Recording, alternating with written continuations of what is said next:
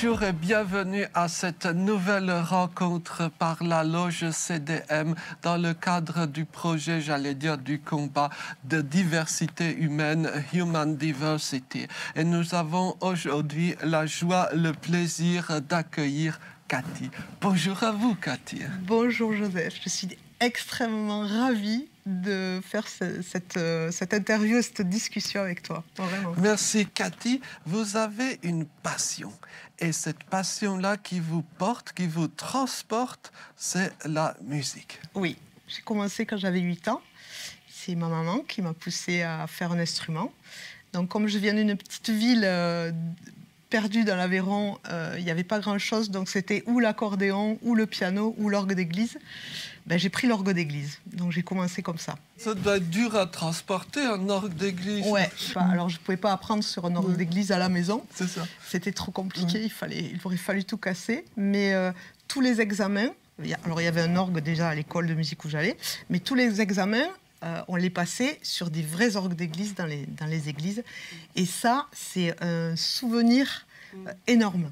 Parce que déjà le son, c'était énorme. Et je pense que mon goût pour la musique, après que j'ai développé la musique électronique, avec beaucoup de sons sur les basses, sur tout. Je pense que tout vient de là, une espèce de son majestueux, cette grandeur.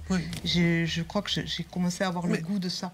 En fait, dans les églises, avec les orgues, à chaque fois, la sonorité est différente. Il n'y a pas deux lieux pareils. Comment est-ce que vous décririez un peu votre mémoire des sons de cette église? Qu'est-ce que ça faisait? Alors déjà, ça remplit et ça résonne parce qu'il y a une réverbe naturelle dans les églises avec la pierre déjà. Quand on joue, on est vraiment enfermé, on a le son, on a le son direct, mais les tuyaux, on les entend se projeter sur les parois et ça nous revient. Et alors quand on écoute un concert, quand on est dans l'église, par contre on est enrobé, mais c'est plus de la réverbe, du son réverbéré qu'on entend. Et après, il y a différents sons, parce qu'il y a 3 ou 4 claviers, ça dépend des orgues, et puis il y a les pieds aussi. Donc je jouais aussi avec les pieds quand j'étais petite. Donc j'ai connu tout ça. J'ai eu la chance de visiter plusieurs orgues à travers le monde, oui. Donc j'en ai quelques souvenirs. Mais juste en parlant de souvenirs, est-ce qu'on peut dire que ces années formatrices ont posé un idéal pour vous et que dans votre musique, même par exemple aujourd'hui, vous continuez ce cheminement en quête de ce lointain passé? Ben, je pense que oui. Je pense qu'en fait, on ne se rend pas compte de l'impact que ça peut avoir quand on est petit. Oui. C'est complètement inconscient, quoi. Et finalement, ça revient. Parce que moi, après ça, je ne voulais pas être musicienne. Je voulais faire une école de sport. Déjà, je voulais être sportive parce que j'adorais ça. Je faisais du tennis, du cheval, du handball. J'étais à fond dans le sport. Et je voulais faire sport-études. Et donc, j'ai eu un accident de ski qui m'a laissé paraplégique, moelle épinière sectionnée, traumatisme crânien, plèvre perforée, les trédomies de sang dans les poumons. Bon, je suis partie loin, mais on ne m'a pas voulu, donc je suis revenue. J'étais dans le coma. Et après ça, finalement, c'est la musique qui est revenue comme un boomerang. Mais plus dans les synthés, c'est-à-dire la formation des sons, l'électricité, quoi. Ce côté un peu... comment on peut dire, organique. Voilà, cherchez le mot. Oui. Mais donc vous l'avez dit, il y a eu pour vous dans votre vie un jour où tout a changé, un jour de basculement, comme diraient les Anglais, un événement qui change la vie. C'est une expression anglophone. Et donc pour vous, c'était cet accident de ski. Tout bascule en une seconde, tout a basculé. Voilà, je ne sais pas quoi dire de plus, mais en tout cas, ça a été une autre vie. J'ai l'impression que j'ai eu 2 vies en une. Vous me l'aviez dit en aparté, un événement qui peut concerner tout le monde. Je repense à ce fabuleux livre écrit par mon ami Alexandre Jolien, Éloge de la faiblesse. Il y a quelque chose comme ça dans l'être humain dont on ne se rend pas forcément compte, mais c'est notre faiblesse qui nous façonne, et qui fait que nous sommes ce que nous sommes. Et j'imagine que vous y avez repensé à de très nombreuses reprises à cette journée, à cet accident. Peut-être vous vous êtes dit si les choses s'étaient passées autrement. Ah oui, oui, oui. Non. Ah, mais on devient fou. On cherche dans tous les sens. On cherche, on essaie de comprendre et de savoir pourquoi, en fait. Oui, c'est une quête de vérité. On est en quête de vérité. Et puis finalement, jusqu'au moment où on accepte. Oui. Mais ça prend, des années, peut-être des fois toute une vie, mais en tout cas c'est comme ça et j'ai décidé de vivre avec. Et cette force, je l'avais quand je suis née. C'est pas ce qui m'a développé. Ça m'a fait changer ma vision des choses et du monde et des gens et aussi le fait que l'injustice. C'est pourquoi ça m'arrive. Et dans toutes ces notions de justice ou d'injustice, ces notions de faiblesse, de fragilité humaine qui viennent brutalement. Alors que, bon, du moins selon les clichés, ces réflexions-là en général ne sont pas celles de la plupart des jeunes, quoi. Oui, mais parce que... C'est ce avec les années, avec un certain âge. Mais vous avez eu ça très vite, très tôt, très fort. Ah oui, mais ça a été brutal. Oui. C'est impensable, c'est pas possible quand on a 14 ans qu'il nous arrive ça. Moi, je pensais même pas qu'on pouvait être sur un fauteuil roulant quand on avait cet âge-là. Pour moi, c'était les personnes âgées. J'étais encore là-dedans, j'avais même pas réfléchi à ça. Donc là, c'est brutal. Donc, au départ, en tout cas, moi, pour m'en sortir, j'ai complètement nié au départ. Les gens pleuraient devant moi, c'est moi qui les consolais. C'était carrément le monde à l'envers. Je leur disais mais non, mais je vais remarcher, mais c'est bon. J'y croyais fort, quoi. Aussi, j'ose dire le monde à l'endroit, parce que c'est souvent ce qu'on observe. Souvent, les personnes handicapées ont une force intérieure qui leur permet paradoxalement d'aider des gens valides. En tout cas, c'est ce qui me frappe souvent, c'est de voir la détresse des gens valides. Est-ce que vous avez eu cette impression-là de rencontrer des gens qui, en principe, tout allait bien pour eux, mais justement, tout allait mal? Et votre mission, c'est de les aider. Ben ouais, je me suis rendu compte de ça. Oui. Mais c'est fou. Hein. Oui, c'est carrément fou parce que des fois, on se dit non, mais attends, t'as tout pour être heureux, tu l'es pas. Mais bouge-toi, quoi. Va chercher, fais ton chemin, retourne-toi sur toi-même, va chercher des choses à l'intérieur, parce qu'il n'y a que ça, en fait. Finalement, dans cette vie, il n'y a que le fait de se retourner sur soi-même et de savoir qui on est, pourquoi, qu'est-ce qu'on veut faire, qu'est-ce qu'on veut amener au monde, comment on veut communiquer. Et si on ne se pose pas ça, on ne peut pas commencer à vivre réellement et surtout avoir de l'empathie. Je crois que d'une certaine façon, ce jour-là, on peut dire fatidique, pour vous, ça a été un jour, un nouveau départ, peut-être on peut dire. Est-ce qu'il y a rien comme ça? En tout cas, je pense que ça m'a fait basculer dans une autre quête de vérité, si on peut dire. Parce que on est beaucoup plus sensible, on a un regard beaucoup plus ouvert sur le monde, je pense. Enfin, j'essaye en tout cas. Mais ce que je voulais dire, c'est que cette énergie, elle n'est pas venue de ça. C'est pas parce que j'ai eu un accident que j'ai développé soudain une force incroyable. Ça. Je pense que ça fait partie de mon caractère et je suis née comme ça. C'est dans mes cellules. Donc que j'aurais pas eu mon accident ou ça, le fait de se battre et de vouloir avancer. C'est plus dans mon caractère. Vous pensez être hyperactive pour vos défis? Ouais, je pense un peu, ouais. Je le crains aussi. Ah, mais c'est très bien.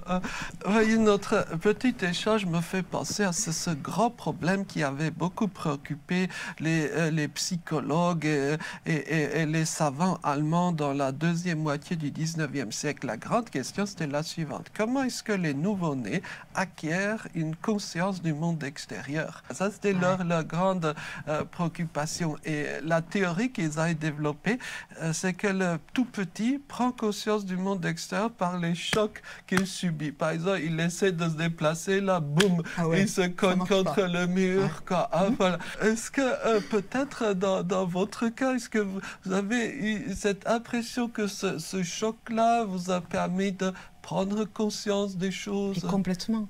Mm. J'aurais pas été la même. Même à un niveau, niveau d'ouverture d'esprit, c'est sûr que non. Souvent, quand on discute avec des gens aveugles de naissance et quand je leur demande votre meilleur souvenir des jeunes années, Ouais. c'est quand je me suis mis à courir dans les escaliers, Ouais. quoi, ou dehors comme ça, avec les parents qui hurlent et puis on entend leur voix de moins en moins au fur et à mesure qu'on s'éloigne. Vous, est-ce que vous avez des souvenirs comme ça quand Oui. vous aviez que 16, 18 ans? J'ai un souvenir Oui. avant mon accident. Oui. C'est quand je partais avec mon vélo et mon Walkman Oui. de chez mes parents pour aller prendre Oui. le train pour aller à l'école. J'avais 3 km aller et le retour le soir. Je partais à 6h30 du matin pour ne pas rater mon train. Et des fois, il y avait le brouillard et tout. Je me souviens, ce Walkman-là, j'avais un petit bouton où je pouvais enclencher le micro. Et je faisais ça et j'entendais le son. Donc quand je voulais, j'entendais ça et les oiseaux. Et je me souviens de ça et je me disais, c'est génial, je suis libre. Et j'ai ce truc-là qui m'a jamais quitté en fait. Ce souvenir. En vélo, à rouler, et avec ce Walkman et le son dans les oreilles en me disant, je suis libre. Voilà, j'ai ça. Et ça, je l'ai gardé. Ça, je me suis dit, ne perds pas ce truc-là. Et donc, la liberté pour vous, c'est ce voyage, ce décalage, ce déplacement par rapport à la situation antérieure. Le fait d'être libre, de se dire libre dans sa tête, c'est aussi ne te ferme pas et reste curieux et reste ouvert, quoi. Parce que vous, dans votre pratique musicale, j'imagine qu'il y a des associations mentales entre les grands ressentis. Mais je fais en sorte... Pour moi, ça va être une alchimie, un moment qui se crée sur un morceau. Mais quand je fais en faire un autre, j'essaie d'en trouver une autre. Et de ne pas recopier, sinon c'est que des recettes. J'ai pas envie, j'ai envie d'expérimenter à chaque fois. C'est ce qui me pousse. Cette alchimie, à un moment, cette sauce, elle va prendre et d'un coup, et là, je vais sentir la liberté. Je vais me dire, c'est ça, ça y est. Est-ce qu'on peut dire que la notion de liberté est trop complexe, trop subtile pour s'incarner dans un son particulier et qu'il faut une pluralité de...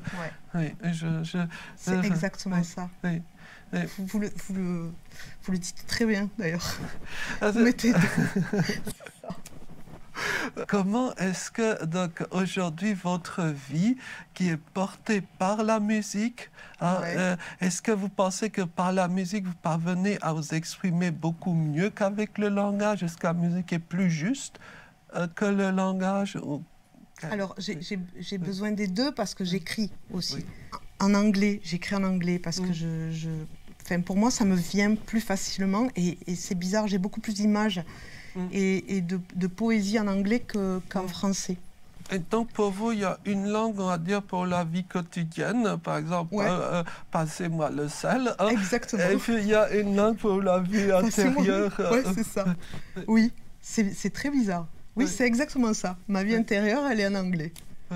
Est-ce que vous avez vécu dans un pays anglophone ou est-ce que c'est une construction intellectuelle? Non, je suis beaucoup allée en Angleterre et j'ai passé pas mal de temps en Écosse pour me perfectionner en anglais, justement. Et j'ai beaucoup... aller en Écosse pour se perfectionner en anglais, mais c'est génial. Oui, mais c'est pour faire un pied de nez aux Anglais. Comme ça, je connais la subtilité des Écossais et je peux mieux faire rigoler les Anglais. Et donc, c'est un peu ce souvenir de voyage que vous habitez, en quelque sorte. Oui, j'ai toujours fait de belles rencontres. Ça a toujours été beaucoup plus facile de faire de belles rencontres avec des musiciens, mais des musiciens reconnus. J'ai rencontré de super personnes avec qui j'ai collaboré, par exemple dans les années 2000 avec Tricky, qui est un pionnier du trip-hop, ce courant qui vient de Bristol justement. Et ensuite, j'ai rencontré Jim Barr, c'est le bassiste de Portishead aussi à Bristol, chez qui on est allé enregistrer. Et toute son équipe, Get the Blessing, je cite des noms parce que c'est important, Jake McMurtry, qui est saxophoniste, Pete Judge, qui est trompettiste, qui sont venus faire la sortie de l'album Downloading Time qu'on avait enregistré à Bristol, à Toulouse au Métronome. On a fait une super fête. Et j'avais aussi rencontré Clive Dimmer, avec qui on a fait le festival de la Fête de la Lumière à Solterre du Rouergue, qui lui est un grand batteur, il joue avec des gens dans le monde entier. Alors, comment ça se fait que quand même, je fais des rencontres super importante et on a fait des concerts ensemble et personne ne s'est intéressé à ça. Je trouve ça aberrant parce que il y a bien un problème, parce que quelque part, parce que si tu regardes juste d'un point de vue marketing, avec des noms comme ça, des gens comme ça, tu peux monter une tournée, c'est clair. Donc il y a baleine sous gravier, comme on dit.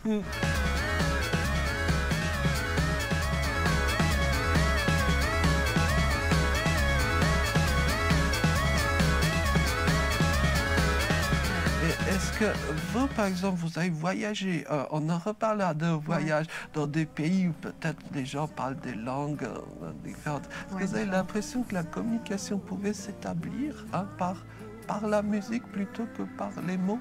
Est-ce que vous avez quelque chose à en dire sur cela? Quand j'ai voyagé, j'ai plus parlé que joué avec les gens, en fait. Vu l'instrument que je fais, vu la musique que je fais, par exemple, c'est pas une guitare acoustique ou c'est pas un instrument percussif, donc je voyage pas avec. Donc je peux pas communiquer comme ça. Je peux communiquer en écoutant des choses communes ou en faisant découvrir, mais j'ai plus communiqué avec des mots finalement. Mais c'est plus en discutant avec les gens et en essayant de savoir qui ils sont. On comprend beaucoup de choses de quelqu'un quand on sait un peu mieux d'où il vient et le parcours qu'il a. Oui. Oui. Et justement, en termes de parcours, dans tous les sens du terme, pour vous, il y a les voyages aussi. Et est-ce que c'est un besoin vital comme la musique, ce cheminement géographique? Ça nous permet de nous évader et de pas avoir peur aussi, de lutter contre ça, parce que quand on devient... c'est mon avis, hein, mais quand on reste tout le temps au même endroit, ou qu'on fait les mêmes choses, ou qu'on voit toujours les mêmes personnes, on peut avoir peur du monde extérieur. Et je pense que c'est bien de se pousser à sortir de ça. Et c'est ce qui fait que la peur ne se fige pas. Voilà. Donc en fait, moi, des fois, je me force à sortir pour pas rester enfermée dans mes trucs et pour ouvrir autre chose, pour découvrir autre chose. Et je trouve que le voyage, c'est génial parce qu'on est complètement, on est une toute petite chose face à un monde qu'on ne connaît pas. Donc on se met, on découvre. Justement, vous avez prononcé un mot tout à fait majeur, la peur. Quoi, hein? Et cette peur qui façonne de plus en plus notre monde. Est-ce que vous avez un antidote? Qu'est-ce qu'on peut faire contre ça? Grande question. Il faut rester soi-même. Je pense que, en tout cas moi, par rapport à la musique, je veux continuer à pouvoir jouer, à pouvoir monter sur scène, à pouvoir jouer, ce qui est difficile parce qu'en plus on est indépendant, on n'a pas de maison de disques, on n'a pas de structure derrière qui nous porte et qui nous défend, quoi, qui nous défendent. Du coup, c'est des coups de fil, on se vend comme ça. Mais je crois que c'est vachement important de se produire et de faire partie intégrante de ce monde parmi tout le monde. Finalement, on me voit moi, parce que je ne peux pas me cacher, moi, je suis en fauteuil. Je ne peux pas faire autrement. Mais quand je suis sur scène, on me voit en fauteuil. Mais au bout d'un moment, les gens, ils zappent complètement. Et il y en a même qui ne voient même pas. Ils m'ont dit, le plus beau cadeau qu'on peut me faire, c'est Ah, mais j'avais pas vu, t'étais en fauteuil. Parce que là, je me dis chaque fois, c'est gagné, puisque les gens, ils sont dans la musique, ils ont écouté autre chose.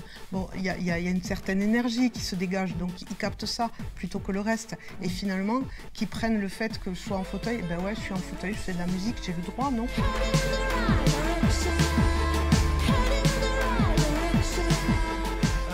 Si j'ose un peu vous poser une question provocatrice, car c'est sur cette notion de peur. Hein. Nous sommes dans une société qui de plus en plus calcule des risques, et interdit, etc. Faut-il interdire le ski?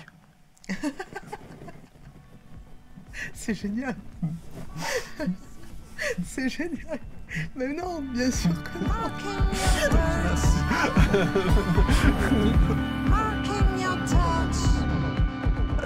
Vous avez prononcé à plusieurs reprises le mot émotion, cette idée-là. Justement, parlons un peu des émotions, des états émotionnels que votre musique induit. Parce que donc, vous faites essentiellement de l'électro. Ouais. Hein, et vous m'avez expliqué en aparté qu'est-ce que ça vous procurait après un certain temps, quoi, hein? Je crois que ça mérite d'être partagé. Je vais explorer plein d'émotions. Des fois, je ne sais pas forcément le mot que j'écris, où ça va m'amener. Des fois, c'est très triste, ça me fait pleurer. Des fois, c'est très nostalgique. Ça fait partie du passé, mais c'est beau. Il y a une espèce de beauté. Des fois, c'est super positif, c'est plein d'énergie. Et en fait, ça passe par plein d'émotions différentes. Mais sur le coup, sur le moment, quand c'est dans la création. Après, il y a du travail. Après, on met en forme pour que ça soit écoutable, pour que ça puisse passer à la radio, tout ça, pour faire des clips, par exemple. Mais ça doit être une violence terrible pour une musique comme l'électro. C'est la durée qui exactement. Compte. Mais alors, on fait des formats réduits de chansons en disque. Et après, sur scène, par exemple, sur scène, par contre, on se permet toute cette montée et cette transe qui amène... C'est ça le mot, hein, la transe, quoi. Je suis fasciné par cette notion de transe, justement, que vous évoquez. Il y a beaucoup de traditions musicales dans le monde qui ont pour objectif premier de créer un état de transe. En Afrique, ça a été très bien étudié, mais même, par exemple, dans les traditions liturgiques, essentiellement orthodoxes, quoi. Et c'est là qu'on retrouve les églises et les orgues. C'est vrai. Je ne suis pas croyante particulièrement, mais pour moi, c'est du domaine du sacré. Donc, j'atteins quelque chose. À partir du moment où je m'oublie, où il y a un oubli de soi, où on explose ça, et on est dans on est en lien direct avec le sacré. Donc, en fait, on recherche ça dans la musique. C'est ça. Et c'est exactement... Moi, en tout cas, c'est ce qui m'intéresse. Après, le reste... Oui, cette phrase-là, ce lien direct avec le sacré, c'est quasiment les phrases que peuvent vous dire les popes de l'Église orthodoxe. C'est exactement cela. Non. La création musicale, hein, tout ça est porté par musique. Et très curieusement, vous travaillez donc dans la musique électro, les graves. Et justement, dans l'Église orthodoxe, c'est la quête principale entre comme on dit, les fameuses basses profondes, quoi. Hein, parce que ça induit un certain effet de transe. Et c'est pour ça que les liturgies durent longtemps, quoi. Hein, c'est pas pour torturer le public, mais c'est que simplement une demi-heure, on n'arrive pas à le créer. C'est génial. Dans une époque pressée comme la nôtre, est-ce qu'il y a encore une place pour cette temporalité-là? Très peu. Il faut arriver à l'apprendre. Donc moi, je me dis que de toute façon, je me dis que si on peut jouer de moins en moins, si on ne peut pas se produire sur scène, on fera des disques. Et donc, vous avez vécu de nombreuses vies et le point commun, à quel moment de votre journée est-ce que vous avez l'impression que ces vies se rejoignent? Quand je rêve, peut-être. Parce que ça en est encore une autre. Oui, et donc c'est dans ce rêve que notre commune humanité se retrouve. Eh oui. Merci beaucoup, Merci, beaucoup Joseph. à vous, C'était un Cathy, de plaisir. nous avoir fait voyager, rêver, vibrer, et je l'espère à bientôt J'espère dans aussi. l'un de ces moments musicaux et ces moments donc profondément humains. Merci, c'était un régal de discuter avec vous.